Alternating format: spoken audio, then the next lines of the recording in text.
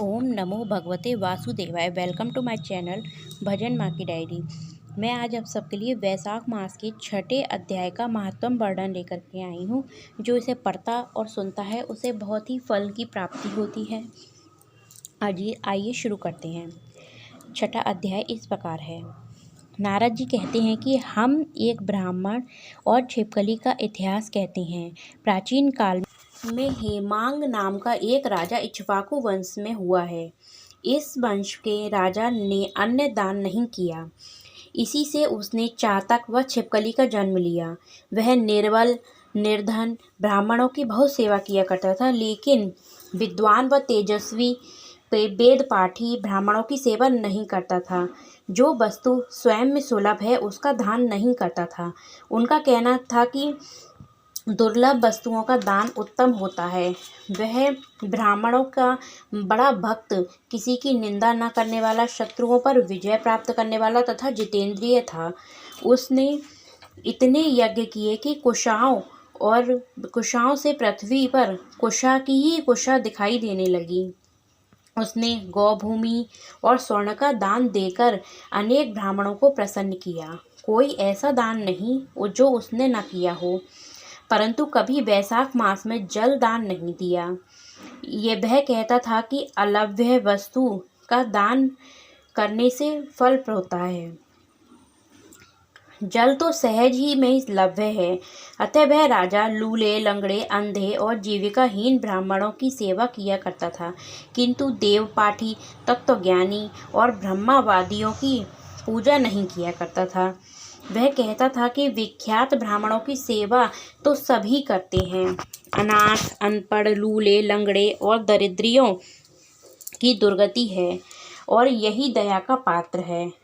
इस दोष के कारण 3 जन्म तक उसको चातक की योनि मिली। फिर वह एक जन्म में गिद्ध बना। फिर 7 जन्म में एक कुत्ते की योनि मिली। फिर वह एक राजा के महल में छिपकली की योनि में उत्पन्न हुआ। इस प्रकार उस राजा को मिथिलापुरी के राजा श्रुतकीर्ति के घर में छिपकली बनकर द्वार की चौखट पर कीड़ों की भक्षण करते हुए 87 वर्ष तक बीत गए। एक समय श्रुतदेव ऋषि भूखे प्यासे दोपहर के समय मार्ग में थके हुए मिथिलापति के घर आए। ऋषि को देखकर राजा ने खड़े होकर उनका बड़ा आदर और सत्कार किया। मधुपर्क आदि करके उनका पूजन किया और उनके चरण धोकर अपने माथे पर उस जल को छिड़का। देव योग से उस जल की एक बूंद छिपकली पर भी पड़ गई।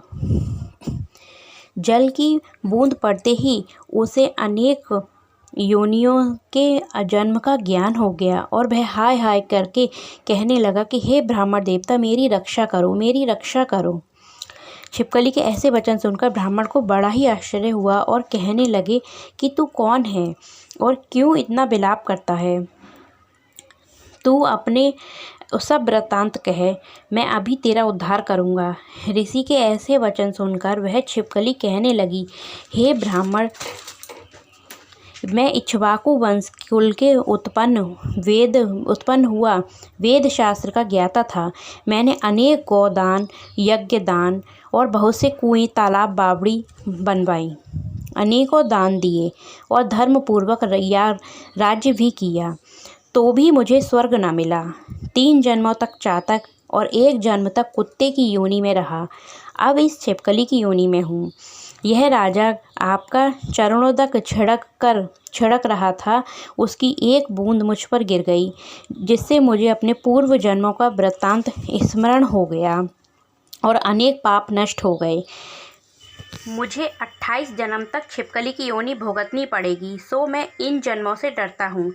अब आप कृपा करके कहिए कि मेरी यह दशा कैसे हुई। तब ऋषि ने अपने ज्ञान चक्षु द्वारा सब कुछ जान लिया और कहने लगे कि मैं तुम्हारी बुरी योनि का कारण बताता हूँ। तुम ध्यान देकर सुनो। तुमने भगवान के प्यारे वैशाख मास में कभी जलदान नहीं किया। तुमने जल सुलभ जान यह समझ लिया कि यह तो बिना मूल्य का ही मिलता है और धूप व मार्ग के प्यासे ब्राह्मणों को जल दान नहीं दिया। महात्माओं की अवज्ञा इस लोक और परलोक दोनों में दुखदाई है। सज्जनों की पूजा ही धर्म, अर्थ, काम और मोक्ष देने वाली है। इस प्रकार बहुत से कर्तव्य को नहीं देखते।